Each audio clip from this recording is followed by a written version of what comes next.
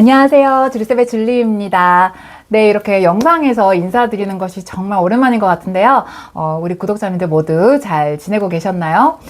제가 너무 오랜만에 이렇게 영상을 키다 보니까 구독자님들은 또 저를 잊으셨을지 모르겠지만 저는 정말 매일매일 우리 구독자님들 생각하면서 이런 얘기들도 좀 들려드리고 싶다. 또 제가 저희 아이와 겪는 그 어떤 경험들, 또 그런 소중한 감정들을 느낄 때마다 이런 것도 좀 같이 이야기 나누면서 좀 전해드리면 좋겠다 하는 것들은 너무너무 많았었는데 또 그때그때마다 이렇게 풀어드리지 못하고 묵혀놨다가 이렇게 너무 오랜만에 이렇게 영상으로 인사드리게 된 점에 대해서 정말 죄송스럽게 생각합니다. 하지만 또 그 반면에 정말 저희 아이와 하루하루 또 보내고 또 저도 제 일이 있고 이렇게 하면서 너무 하루를 이렇게 또 알차게 보내다 보니까 이렇게 영상을 찍을 그런 시간적이나 편집할 시간까지 정말 닿지 않아서 그랬다는 점 좀 양해를 부탁드리고요. 오늘 오랜만에 제가 이렇게 영상으로 또 나누고 싶은 이야기가 있어요.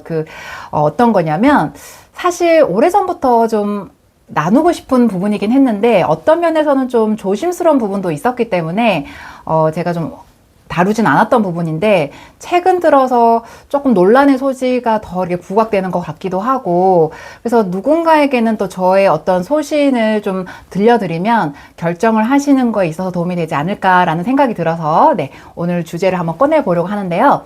오늘 저희 구독자님들 또는 또 아이를 키우시는 부모님들과 좀 나누고 싶은 부분은 성장 주사에 대한 이야기를 좀 나눠보고 싶어요.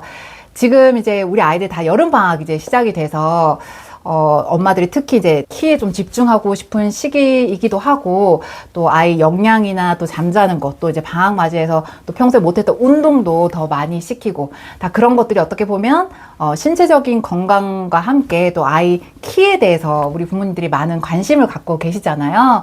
그래서 그 키에 대한 관심이 조금 더 지나치다 보니까 이제 요즘 좀 트렌드이기도 하고 성장 주사를 또 마치시는 가정들도 참 많은 것 같아요.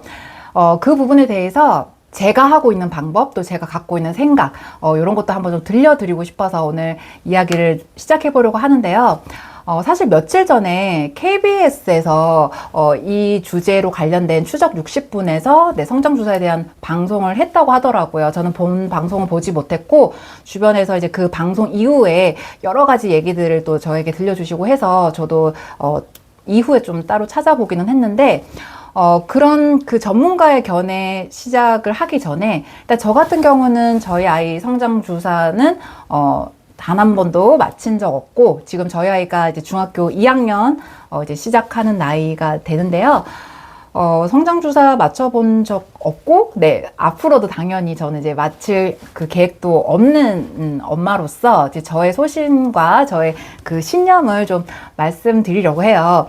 저 같은 경우는 이 성장주사에 대해서 처음 알게 됐던 것이 저희 아이가 아마 한 초등학교 2학년 무렵에 아이 친구 중에서 이제 그런 성장주사를 맞기 위해서 좀 사전 검사를 하고, 또 그거에 대한 경험, 간접 경험 같은 걸 제가 이제 듣게 돼서 이런 것도 있구나라는 거를 처음 알게 됐었고요.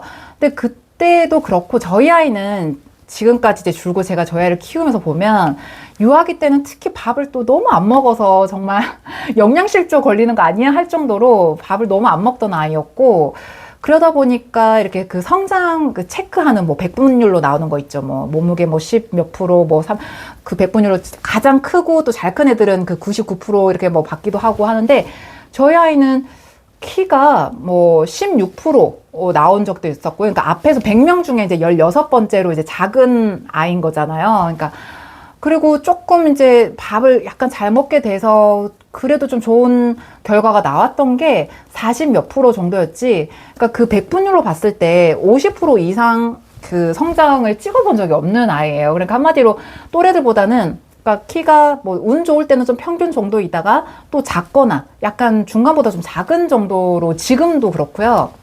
키가 크지 않은 편인데, 그럼에도 불구하고 이제 그냥 저의 소신과 저의 신념에는 이 성장주사라는 것이 맞지 않다라고 저는 이제 판단을 한 거죠. 이제 소위 말하면 학원교육, 사교육도 제가 저의 신념과는 맞지 않아서 저는 이제 그 체육과 그 독서 교육에 저는 좀 올인을 했듯이, 어떻게 보면 그 신체적인 건강을 엄마로서 관리하는 방법에 있어서도 성장주사는 나와는 결이 맞지 않다 하고 저는 애초에 제가 귀를 닫고 눈을 닫은 엄마였어요. 그런데 이제 점점 제가 처음에 들었던 거는 성장주사에 대해서 처음에 들었던 거는 그렇게 저희 아이가 한 2학년 그 무렵이었지만 이제 아이가 3학년, 4학년, 특히 이제 4, 5학년쯤 되니까 소위 말하면 아이들의 약간 2차 성징들이 빠른 아이들이 이제 오기 시작하고 또 특히 엄마들이 아이들 저학년 때보다는 이제 초등학교 4, 5학년, 특히 6학년 이렇게 되면 키에 대해서 굉장히 그 예민이나 관심이 커지는 시기인 것 같더라고요. 그러니까 그때는 이제 성장주사를 맞기 시작하는 저희 아이 또래 친구들이 굉장히 많이 생겼어요. 그래서 조금 극단적으로 말하면 정말 저희 아이 주변에 저나 뭐 아주 소수를 제외하고는 거의 다 주사를 맞는 분위기로 가더라고요. 근데 그런 분위기 속에서도 저의 좀 소신을 제가 밀고 나가는 스타일이다 보니까 흔들리진 않았지만 제가 봤을 때는 또 주변에서 너무 많은 분들이 맞히니까 그 분위기라고 해야 될까요? 그런 거에 또 영향을 좀 마음적으로도 받아서 또 검사도 가보고 결국에 주사를 맞는 쪽으로 결정하시는 부모님들도 적지 않게 계시더라고요. 그런데 이제 그거는 당연히 그분들의 결정이니까 제가 어떻게 감히 뭐라고 할 수는 없는 부분이지만 제가 그런 분위기 속에서도 또 저희 아이가 심지어 키가 작은 편이었는데도 제 생각에는 그런 주사를 맞히는 것이 좀 여러모로 걱정이 되고 좀 불안하게 느껴지는 요소가 있었어요. 근데 물론 그런 건 다 성장 클리닉 가서 의사 선생님들의 처방 하에 맞는 거기는 하지만 우리 부모 세대들이 어렸을 때, 자랐을 때를 생각해 보면 성장 주사라는 것이 개념적으로도 사실 없을 때 우리가 이렇게 자랐었는데 그렇다면 정말 이 성장 주사라는 것이 긴 시간 추적 데이터가 쌓일 만큼의 어떤 역사는 없는 거죠.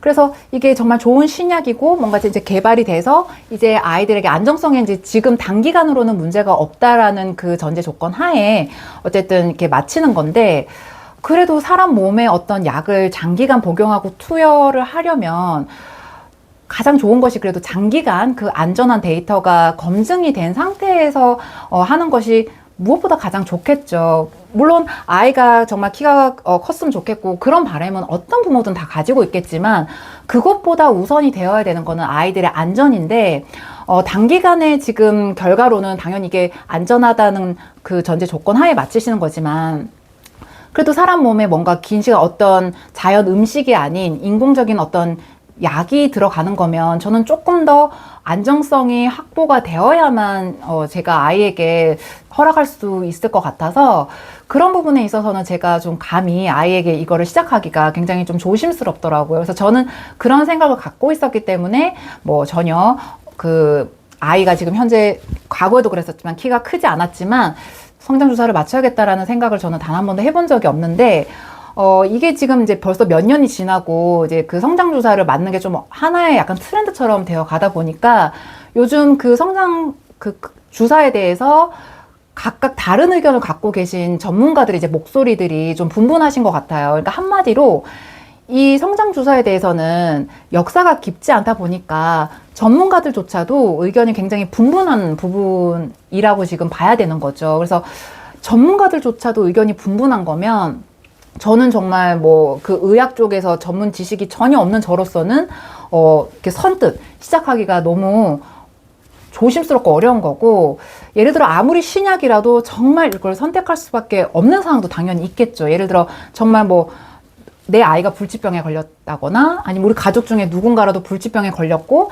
아직 임상 실험조차도 뭐 끝내지 않았지만 뭐 하나라도 지푸라기라도 잡아야 되는 심정에서라면 그게 어떤 안정성이 아직 확보는 안 됐지만 의사가 이거는 효과가 있을 수도 있다. 이 정도에서도 제가 선택을 할 수 있겠지만 우리가 그 인간들이 정말 신체도 다양하고 사람 성격도 다 다양하고 이런 상황에서 키가 만약에 결국적으로 저희 아이가 뭐 많이 크지 않은 사람으로 그 성장이 맞춘다 하더라도 많이 아쉽기는 하겠지만 그래도 정말 그 사람이 정말 잘 갖고 있는 다른 능력 이런 것들이 또 정말 잘 갖춰진 것이 더 중요하고 우선이지 키 작다고 저희가 제 아이를 그렇게 막 무모하게 좀 약을 투여한다거나 그런 식으로 키우고 싶지는 않더라고요. 저 같은 경우는. 그래서 저는 이제 그런 선택을 하지 않았던 케이스인데 그 전문가들조차도 이게 전혀 안정성에 문제가 없다 하시는 분도 있지만 우려를 하시는 분들이 분명히 계시더라고요. 그렇다면 우리 부모들이 거기서 저는 조금 더 현명한 선택을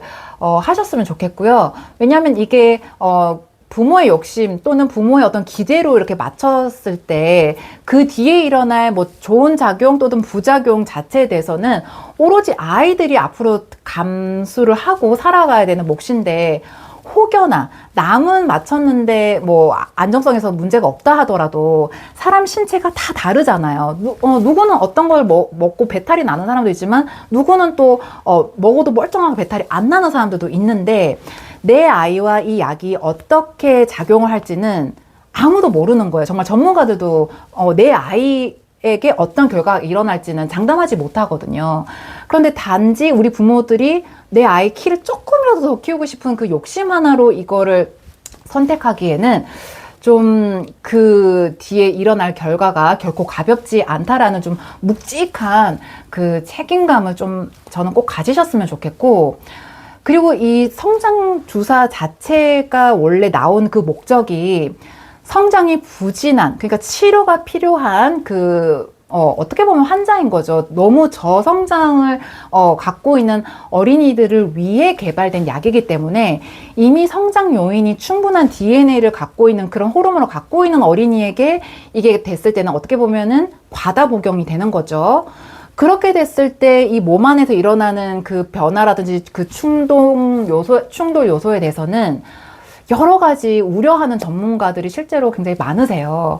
그래서 내 아이가 엄마가 봤을 때 또래보다 막 많이 크거나 이러지 않고 조금 아쉬운 부분이 있다 하더라도 이게 병적으로 키가 작은 것이 아니라면 그 조금 더 키를 키우고 싶다라는 그 욕심이 내 아이에게 결국 이게 신체적으로 더 이로울지 해로울지에 대해서는 저는 좀 정말 무거운 그 판단 하에 결정을 하셨으면 좋겠고, 그리고 또 다른 관점에서 봤을 때 이걸 교육적으로 이제 보시면 사실 우리 모두 다가 외모 지상주의를 굉장히 우려하고 또 싫어하면서도 이 키라는 것이 사실은 그 명백한 외모에 해당하는데 이거를 막 주사를 투여하면서까지 키우려고 하는 그 의도 자체가 굉장히 집착이고 욕심인 거죠. 내 아이에게 이렇게 막 그 주사를 맞추면서까지 키를 키워야 된다 이렇게 하는 것 자체가 아이에게 외모 지상주의에 대해서 은연중에 가르치는 것이 되는 거예요. 그러면 이런 아이들이 이제 그 바라봤을 때 본인들의 어떤 키라든지 또 남의 키에 대해서도 이제 자랐을 때 키 작은 사람은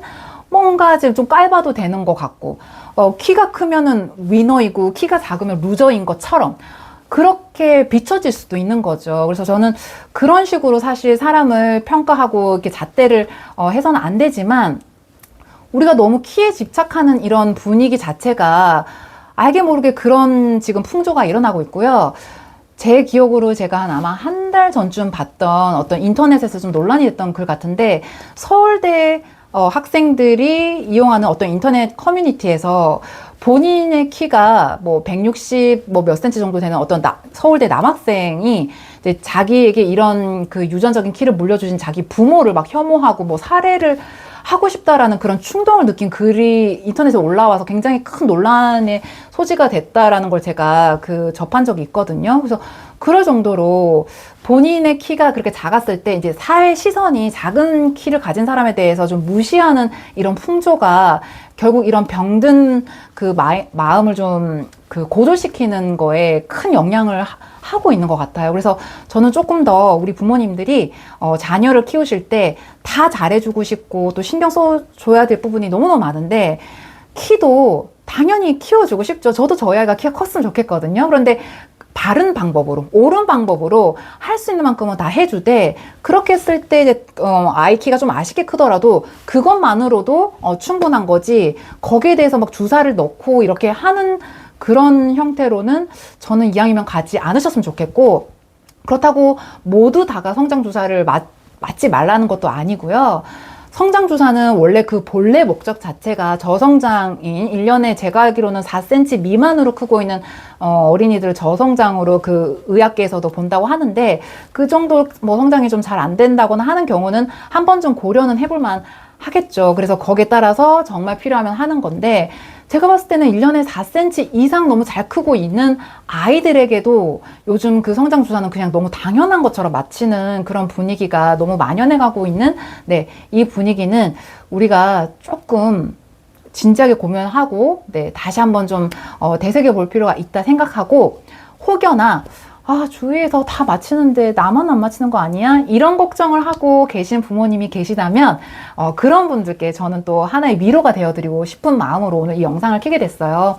저희 아이는 아까도 말씀드렸다시피 줄곧 유아기 때부터 지금 한참 성장을 해야 되는, 네, 중학교 1학년 남자 아이지만 여전히 또래보다 중간 평균도 안 될 정도, 평균보다 작은 키를 갖고 있음에도 불구하고 저는, 네, 성장 주사를 맞힐 생각은 단 한 번도 하지 않았고, 정형외과 가서 아이가 잘 크고 있나, 뼈 검사는 뭐 두어 차례 제가 해본, 뼈 사진은 찍어본 적이 있지만, 저는 성장 주사는, 네, 비용도 너무 비싸고요. 사실 그렇지 않나요? 뭐 한 달에 거의 100만 원 가까이 드는 그런 비용을 들이면서까지, 그리고 비용이 그게 뭐 10만 원이라 해도 저는 그 주사 목적 자체가 또 저의 신념이나 생각과는 좀 맞지 않고, 아이에게 우리가 음식 하나를 먹일 때에도 정말 아이에게 좋은 걸 주려고 하는 게 엄마 마음이잖아요. 그런데 이 화학 물질 또 호르몬과 관련된 이런 약을 장기간 투여한다는 거에 있어서는 정말 많은 걸 알아보고 신중하게 고민을 하신 다음에 접근을 하시는 게 맞지. 남들 다 하는데 우리 집에만 못 맞추고 있는 거 아닌가? 우리 애가 나중에 나를 탓하면 어떡하지? 그런 걱정은 절대 안 하셨으면 좋겠어요. 그래서 오히려 세월이 지난 다음에 오히려 주사를 맞히지 않고 엄마는 밥도 집에서 이렇게 영양적으로 해주셨고, 아이에게 운동도 이렇게 하라고 자꾸 이렇게 권유하시고 이런 식으로 키우셨다면 오히려 나중에 자라서 자녀가 엄마한테 고맙다라고 정말 제대로 된 인사를 할 날이 올 거고요. 뭐 그러잖아요. 그 성장 주사를 맞춰서 정말 키가 큰 건지, 얘가 키가 클 때가 돼서 이렇게 큰 건지는 전문가도 모른다고 하는데, 그런 약간 도박을 이렇게 베팅을 할 정도로 이렇게 큰 비용을 들여서, 비용도 비용이지만 또 아이에게 알 수 없는 그 안정성에 대해서 알 수 없는 거를 이렇게 투여하는 거는, 무분별하게 하시는 거는, 네, 저는 정말 좀 깊이 고민을, 네, 하셨으면 좋겠어요. 그래서 아이들 아카데믹한 이 학업도 마찬가지고, 이 신체적인 건강을 키우는 데서도 마찬가지지만, 제가 이게 양쪽을 다 보면, 이 학업적인 부분 서포트, 또 이게 신체 건강적인 것도 보면, 요즘 우리 세대 부모님들이 이렇게 직접 뭐라고 할까요? 정성 들여서 좀 수고스럽지만 이렇게 하려고 하는 그런 노고보다는 더 좋은 전문가, 좀 더 좋은 어떤 학원, 더 좋은 어떤 약, 이런 거에 조금 의존하시려는 경향이 좀 더 너무 짙으신 것 같아요.